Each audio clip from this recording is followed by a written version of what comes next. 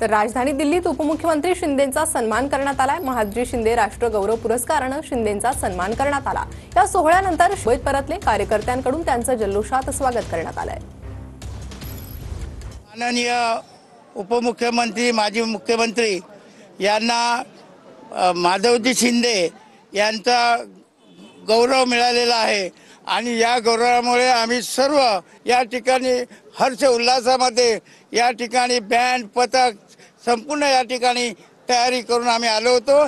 साहेबांनी आमचं सुद्धा अभिनंदन केलं आणि आम्ही सगळ्यांनी साहेबांचं अभिनंदन केलंय। आज एक सातारच्या शूरवीरांचा पुरस्कार एका सातारच्या शूरवीराला मिळालाय, हे आम्हाला गौरवस्पद आहे। त्यामुळे आम्ही सगळे शिवसैनिक विभाग क्रमांक 7 तर्फे त्यांचं आम्ही अभिनंदन करतो। गौरव पुरस्कार मिळाल्याबद्दल आम्ही सगळे इथे त्यांचं स्वागत करण्यासाठी जमलो होतो। ते दिल्लीहून आत्ता आले।